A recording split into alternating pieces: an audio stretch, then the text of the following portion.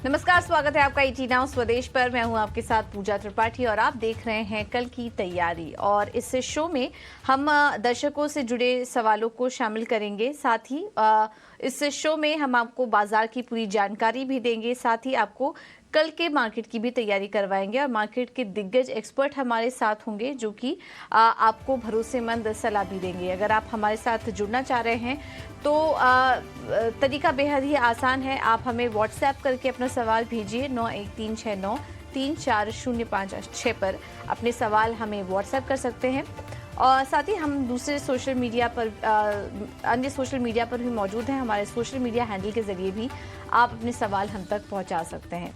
हमसे जुड़ने का तरीका बेहद ही आसान है। ट्विटर और फेसबुक पर अपना सवाल पूछिए, #KKT पर आप अपने सवाल हम तक पहुंचा सकते हैं। और साथ ही हम यूट्यूब पर भी अवेलेबल हैं, वहां पर भी अपने लाइव कमेंट के जरिए अपने सवाल हम तक आप पहुंचा सकते हैं।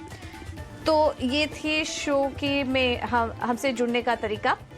लेकिन अब आगे बढ़ते हैं और सबसे पहले नज़र डाल लेते हैं आज के बाजार पर। और आज हमने देखा कि बाजार बंद होते होते काफ़ी अच्छी रिकवरी मार्केट में देखने को मिली है। और जो क्लोजिंग रही निफ्टी की वो 19,800 के ऊपर थी। बैंक निफ्टी में भी निचले स्तरों से करीब करीब 200 अंकों की रिकवरी देखने को मिली, क्योंकि हमने देखा कि आज दिन के ट्रेड में बैंक निफ्टी में 400 अंकों तक की गिरावट देखने को मिली, लेकिन फिर बाजार बंद होते होते काफ़ी स्मार्ट रिकवरी आई। निफ्टी में अच्छी क्लोजिंग हुई है 19,800 के ऊपर और बैंक निफ्टी में भी रिकवरी के साथ क्लोजिंग देखने को मिली। हालांकि लाल निशान में ही बंद हुए ½ % की कमजोरी के साथ। और बैंक निफ्टी ही बाजार पर दबाव बनाने का काम भी करा था, लेकिन जैसे जैसे बैंक निफ्टी में रिकवरी आई, निफ्टी में हमने देखा उसके सामने हरे निशान में क्लोजिंग यहां पर देखने को मिली है। निफ्टी के टॉप गेनर्स की बात करें तो आज बीपीसीएल ऊपर था, करीब 3.5% की मजबूती यहां पर थी। सिप्ला 1.5% ऊपर, एनटीपीसी, इन्फोसिस और हीरो मोटोकॉर्प में भी अच्छी मजबूती आज देखने को मिली है। वहीं गिरने वाले शेयरों पर नजर डालें तो इंडसइंड बैंक था आज का टॉप लूजर, 2% नीचे। हिंडाल्को, कोटक महिंद्रा बैंक, अदानी पोर्ट्स और अदानी एंटरप्राइजेज में भी करीब 1 से 1.25% की कमजोरी आज देखने को मिली है। अगर इंडेक्स स्पेसिफिक एक्शन की बात करेंगे तो आज सबसे ज्यादा वीकनेस नजर आ रही थी सरकारी बैंकों में। उसके बाद मेटल और रियल्टी स्टॉक्स भी आज कमजोरी के साथ कारोबार कर रहे थे। वहीं पावर, आईटी और ऑटो स्टॉक्स में आज अच्छी खरीदारी थी। और फार्मा शेयरों में भी आज हमने देखा कि काफी अच्छा रुझान देखने को मिला। एनएससी का एडवांस डिक्लाइन रेशियो भी देखेंगे तो यहाँ पर भी रिकवरी आई। और उसके वैसे तो ज़्यादातर स्टॉक्स आज लाल निशान में ही बंद हुए हैं, लेकिन मार्केट ब्रेथ बाजार बंद होते होते थोड़ा पॉजिटिव की तरफ यहाँ पर ज़्यादातर स्टॉक्स कारोबार करते हुए नजर आए हैं। चलिए, ये तो था आज का पूरा मार्केट का सेटअप। लेकिन अब ऐसे में ट्रेड कैसे करें और कल के लिए किन लेवल्स पर नज़र रखनी चाहिए, ये एक बार देख लेते हैं। और कल की तैयारी में हमारे साथ जुड़ गए हैं तनीषा एकेडमी के नितिलेश पावस्कर और विलियम ओनील इंडिया के मयूरेश जोशी। आप दोनों का ही बहुत बहुत स्वागत है शो पर। नितिलेश, अब आपसे समझना चाहेंगे, आज बाजार तो अच्छी रिकवरी के साथ बंद हुआ, अब कल एक्सपायरी भी है, ऐसे में क्या रणनीति अपनाएं? रिकवरी है वो काफी लोअर लेवल से जो गैप एरिया था 19,700 के आसपास, वहीं से एक रिकवरी देखने को मिली है। लेकिन बैंक निफ्टी यहाँ पे मूड और माहौल को बिगाड़ रहा है, तो उसी हिसाब से हम लोगों ने कॉन्ट्रा ट्रेड को प्लान किया है। जाते जाते 3:20 के आसपास मैंने निफ्टी के ऊपर एक शॉर्ट कॉल इनिशिएट किया है। 19,880 के आसपास का हमारा जो स्टॉप लॉस है, उस स्टॉप लॉस के साथ हम लोग भी शॉर्ट पोजिशंस बना रहे हैं कि ये जो मूव आ रहा है मेरे हिसाब से लग रहा है कि ये सस्टेन नहीं होना चाहिए। जब तक बाजार 19,880 ये लेवल को क्रॉस नहीं करता है, तब तक हमें कोई भी फ्रेश साइड की पोजीशंस अवॉइड करनी चाहिए। तो लास्ट टाइम भी हम लोगों ने डिस्कशन किया था कि बाजार में बैंक निफ्टी ट्रैक करेगा, 43,200 के लेवल्स भी आज निफ्टी ने दिखाए। तो वो लग रहा है कि निफ्टी उसको अभी फॉलो करने की कोशिश करेगा, लेकिन स्टॉप लॉस का ध्यान रखें। 19,880 ये लेवल के ऊपर निकलने के बाद बाजार में एक अच्छा खासा तेजी का मूड देखने को मिल सकता है, तो वहां पे आपका स्टॉप लॉस होना चाहिए 19,850। ओके, ठीक है। तो ये है सलाह निफ्टी पर। अब आगे बढ़ते हैं और अब आपके सवालों को भी शामिल करते हैं। यूट्यूब पर हमें काफ़ी सारे सवाल आ रहे हैं। उत्तर प्रदेश से अमानत जी ने अपना सवाल भेजा है। इनका सवाल है जोमेटो पर 1000 शेयर्स 111 पर इन्होंने लिया हुआ है। हाल फिलहाल की खरीद लग रही है। आज स्टॉक हम देख रहे हैं 115 के आसपास कारोबार भी कर रहा था, तो हल्का मुनाफा इनको इस स्टॉक में हो रहा है, लेकिन थोड़े ऊपरी स्तर पर इन्होंने यहाँ पर एंट्री कर ली है। हालांकि क्वांटिटी ज़्यादा है, 4000 के आसपास के गेन में है फिलहाल ये। लेकिन अब मयूरेश आपसे सलाह लेंगे, जोमेटो पर क्या करें, लॉन्ग टर्म के लिए कैसा लग रहा है, आगे भी और तेजी के लिए होल्ड करना चाहिए इन स्टॉक को? आफ्टरनून पूजा। बिल्कुल, आई थिंक 2 चीज़ें। एक, आई थिंक जो इनका कोर बिज़नेस मॉडल है फूड डिलीवरी का, वहाँ पे जो डायनामिक्स है बैलेंस शीट के हिसाब से, जो ग्रॉस ट्रांज़ैक्शन वैल्यू है और जो एबिट मार्जिन्स ये पोस्ट कर रहे हैं, ये काफ़ी शानदार है। और बाकी जो अन्य 2 कारोबार हैं, हाइपरप्योर बिज़नेस और ब्लिंकिट, एक्सपेक्टेशन यही है कि अगले 3 या 4 तिमाहियों में शायद ये भी प्रॉफिटेबिलिटी के राह पर चल पड़े, which means consolidated numbers should even be better in the coming few years. जैसे हम देख रहे हैं, ना जस्ट शहरों में बट टियर 2 टियर 3 सिटीज में एक जो बाहर खाने का एक तौर तरीका बदल रहा है, और जो फूड डिलीवरी का एक एक्सपीरियंस होता है with a lot of events that happen across the calendar year, these stocks should normally benefit. Obviously, I think एक sentimental impact जरूर आज के सत्र में हुआ था in terms of these food delivery apps probably getting some tax notices. But मुझे लगता है I think ये company stride में नहीं, obviously it will be challenged at the appropriate regulatory authority. और इसलिए I think एक जो runaway growth हम देख रहे हैं, अगर ये dynamics अन्य businesses में निकल के आते हैं और profitability की तरफ चलती है, मुझे लगता है अभी भी I think earnings में एक बहुत बड़ा सुधार का एक स्कोप है अगले कुछ वर्षों में। तो अगर उनके पास एक लंबा नजरिया है तो बिल्कुल बने होते। बिल्कुल, सेंटिमेंट इम्पैक्ट तो हम देखेंगे। इस स्टॉक में कुछ नेगेटिव खबरें आएंगी, इससे उतार चढ़ाव तो रहेगा, लेकिन लॉन्ग टर्म के लिए अगर आपके पास है जोमेटो को, तो आप होल्ड करिए, क्योंकि फंडामेंटल बिजनेस कारोबार अच्छा लग रहा है। ये पूरा स्पेस, क्यूएसआर स्पेस अच्छा लग रहा है, तो यहाँ पर आप नजर रख सकते हैं जोमेटो को, अगर लॉन्ग टर्म नजरिया है आपका तो। अगला सवाल लखनऊ से विवेक जी ने पूछा है। इनका सवाल है एसजीवीएन पर 1000 शेयर्स इन्होंने 48 रुपए पर लिया हुआ है, माफ कीजिएगा 38 रुपए पे लिया हुआ है 38 पर, और काफी अच्छा मुनाफा हो रहा है। एसजीवीएन हम देख रहे हैं 81 रुपए के आसपास अब कारोबार कर रहा है। जिन्होंने भी यहाँ पर निचले स्तर में एंट्री की थी, काफी लोग दर्शकों के सवाल हमें इस बीच आए हैं एसजीवीएन पर। नीतिलेश क्या सलाह देंगे? काफी अच्छे मुनाफे पे है, अभी भी होल्ड करें या फिर थोड़ा पार्शियल प्रॉफिट बुक करने की सलाह देंगे आप यहाँ पर? तो 70% क्वांटिटी बुक करने की राय दूंगा, और जो अपना स्टॉप लॉस है वो ट्रेड करके कल का जो डे है, मतलब 20 नवंबर का जो लो पॉइंट है 76 के आसपास, तो वो आपका स्टॉप लॉस होना चाहिए। 83 के बाद इसमें एक बड़ा रिकॉर्ड फिर से देखने को मिलेगा, तो ये स्टॉक में एक नई लाइफ टाइम हाई की तरफ ये स्टॉक जाने की कोशिश करेगा। तो यहाँ पे मैं एक चीज कहूंगा कि 76 रुपीज का सेक्टरी स्टॉप लॉस को यहाँ पे मेंटेन करना चाहिए। ठीक है, स्टॉप लॉस के साथ होल्ड करने की सलाह आपके लिए। झारखंड से ललित सिंह जी ने सवाल भेजा है टाटा पावर पर, एक और पावर शेयर पर सवाल। 300 शेयर्स इन्होंने 165 पर लिए हुए हैं, और पावर स्टॉक्स में हम अच्छी बाइंग देख ही रहे हैं, इन्हें भी यहाँ पर फायदा हो रहा है। इन्होंने 165 पर एंट्री की थी टाटा पावर में। स्टॉक अब देखिए इनके स्तरों से काफी ऊपर आ चुका है, 262 पर अब कारोबार कर रहा है। मयूरेश, कैसा लग रहा है आपको टाटा पावर पर, क्या सलाह देंगे आप? Power as a space generally is doing very very well, और जो expectation हम बांध के रख रहे हैं in terms of power demand dynamics, ये बढ़ते ही जाएंगे for a country like India, जो एक बहुत बड़ी growing economy है in the world। और इसलिए I think all stocks which are related to power, वो generators हो, transmitters हो, EPC players हो, have done exceptionally well। but यहाँ से जो leadership वाले stocks हैं like Tata Power in the generation space itself, should continue doing well in terms of earnings delivery over a longer period of time. Having said that, मुझे जो लगता है I think इनकी जो core units हैं, specifically Maithon और मुंद्रा की हम बात करें, वहाँ पे जो cost और एक realizations की हमेशा एक झिकझिक रहती है, either because of regulators, coal prices, so on so forth। I think ये थोड़ा stabilize होना चाहिए going forward।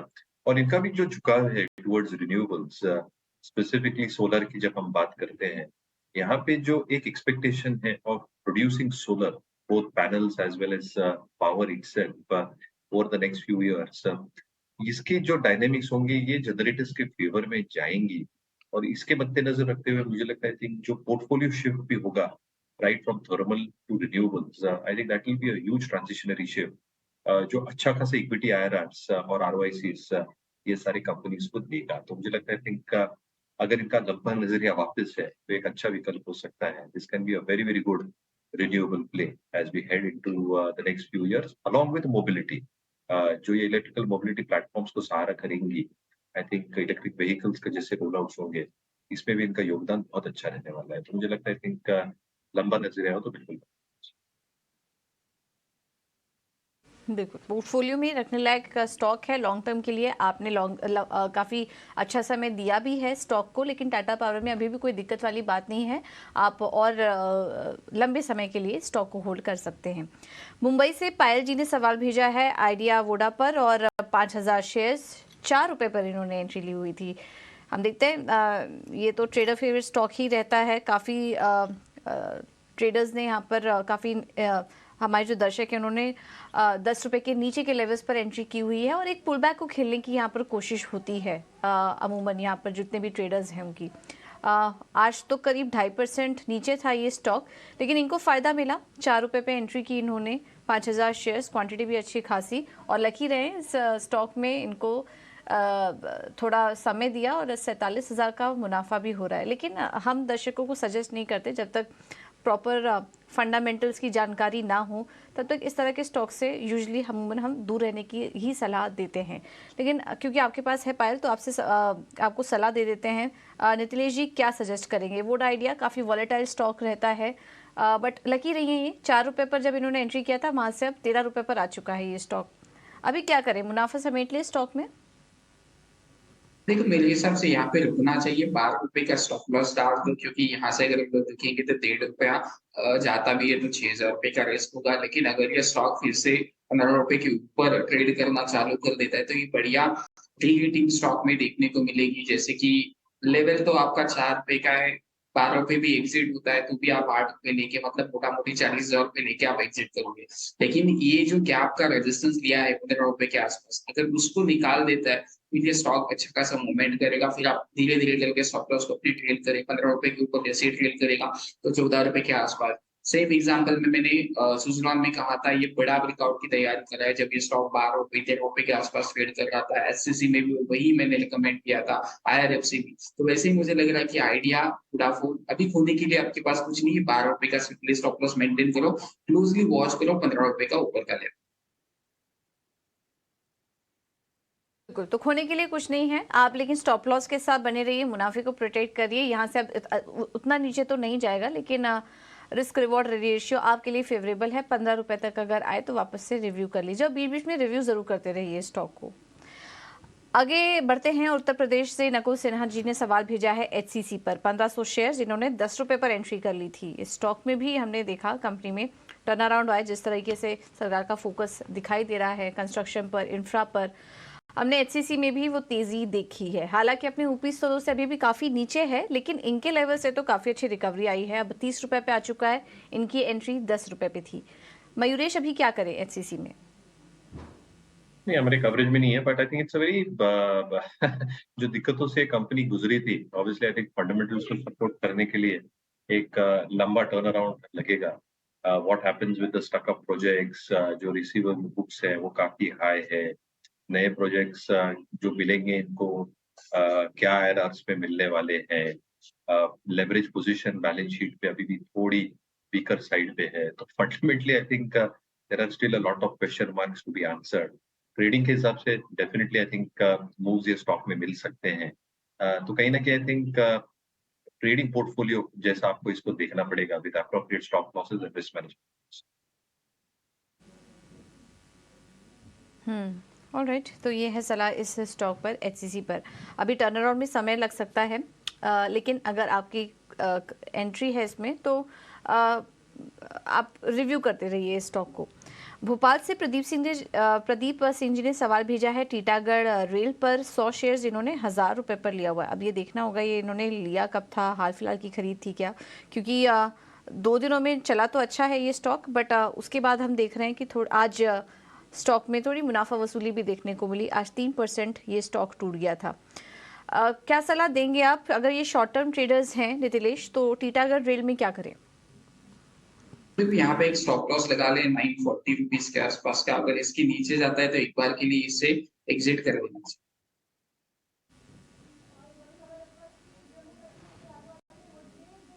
ठीक है, तो ये है सारा टीटागढ़ रेल पर। अब आगे बढ़ते कुछ और भी सवाल को ले लेते हैं, जो कि हमें ट्विटर और व्हाट्सएप पर आए हैं। राज गर्ग जी ने सवाल भेजा है HCL टेक्नोलॉजीज पर। 30 शेयर्स 1319 के भाव पर इन्होंने HCL टेक्नोलॉजी में एंट्री ली हुई है। मयूरेश जी, HCL टेक्नोलॉजीज पर क्या राय होगी आपकी? नहीं, टॉप टियर कंपनी से थोड़ा डिसपॉइंट जरूर किया है, बट मुझे लगता है I think post this quarter, यानी ये तिमाही जो एक ट्रेडिशनली वीक तिमाही रहती है आईटी कंपनीज के लिए, फर्लॉग्स है, क्रिसमस की छुट्टियां हैं, चौथे तिमाही में ऑब्वियसली क्लाइंट डिस्क्रिशनरी स्पेंडिंग की एक डिसीजन मेकिंग प्रक्रिया होती है यूएस और यूरोपियन मार्केटों में। तो कहीं ना कहीं I think after this half is done, which is largely digested by the markets, first half में I think recovery both in terms of order flows, consistency in terms of margins, जो हमने एक week प्रदर्शन देखा है operating front पे, यहाँ पे दोनों एक फर्स्ट हाफ में सुधार आना चाहिए और सेकंड हाफ में एक टिपिकल एक्सपेक्टेशन जो हम मान के रखते हैं वहां से एक सिग्निफिकेंट इंप्रूवमेंट आनी चाहिए। तो आई थिंक जो सॉफ्ट लैंडिंग की बातें सुन रहे हैं यूएस में, जैसे दौर गुजरेगा इन the next couple of quarters, एक सिग्निफिकेंट रिकवरी स्टार्ट हो सकती है और वैल्यूएशन के हिसाब से काफी सस्ता ट्रेड कर रहा है compare to mid cap IT और even its large cap peers. तो यस, अगर है आपके पास बने रहे, I think this stock can do well in the next. ठीक है, तो HCL टेक में बने रहने की सलाह।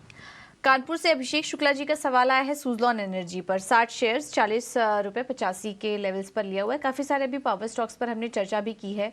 नितिलेश, सुजलॉन कैसा लग रहा है आपको, क्योंकि इन्होंने थोड़ा ऊपरी लेवल पर ले लिया है। स्टॉक ने भी हाल फिलहाल में 44 लेवल्स छुए थे, लेकिन उसके बाद से हम देख रहे हैं स्टॉक में दबाव ही है। आज भी लोअर सर्किट लगा था और इनकी खरीद के पास ही स्टॉक कारोबार भी कर रहा है। क्या करें मौजूदा स्तर पर, और कुछ स्टॉप लॉस लगाने की सलाह देंगे आप इन्हें? देखो 34 रुपीज एक इम्पोर्टेंट लेवल है। 34.50 इसके नीचे जाएगा तो एक बार के लिए एग्जिट होना चाहिए। इनका लेवल जो है वो काफी ऊपर का लेवल है। जब ये स्टॉक फैंसी होना चालू हो गया, सब रिकमेंड करना चालू हो गए, तो जनरली ऐसे स्टॉक्स में यहाँ पे एंट्री नहीं करना चाहिए। तो 34.50 आपका मेक और ब्रेक लेवल होगा। इसके नीचे जाता है तो एक बार के लिए हल्के हो जाए। ठीक है, तो ये है सलाह सुजलॉन एनर्जी पर। चलिए अब आगे बढ़ते हैं और वक्त है हमारे अगले सेगमेंट का, VIP शेयर।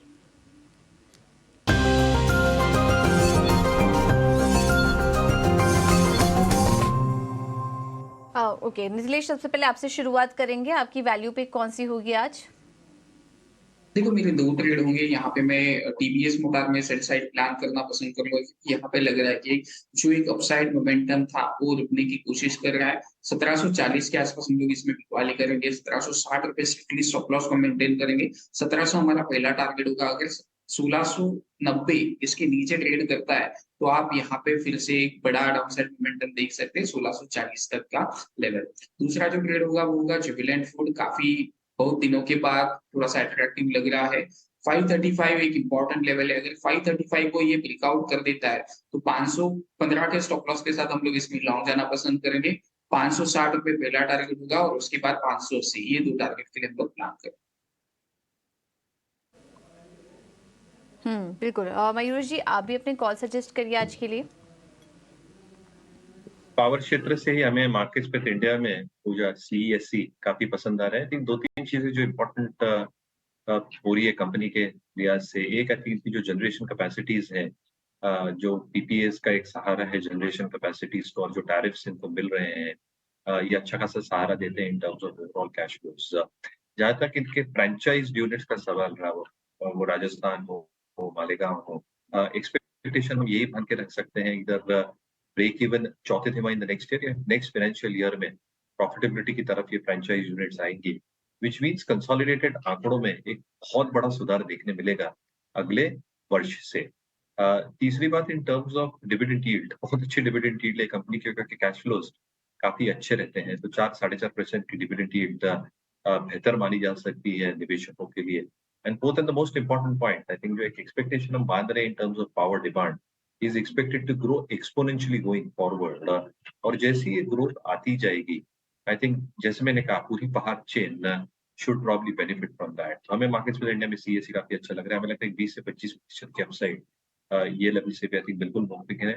92 का एक stop loss because we manage stop losses as well on our investment trades, ये रखना चाहिए। एक क्लियर डिस्क्लेमर, ये स्टॉक मेरे पर्सनल होल्डिंग में नहीं है, क्लाइंट्स को रिसर्च नो थ्रू जरूर रिकमेंडेशन पहुंची होगी क्लाइंट्स के पास ये स्टॉक में पोजीशन।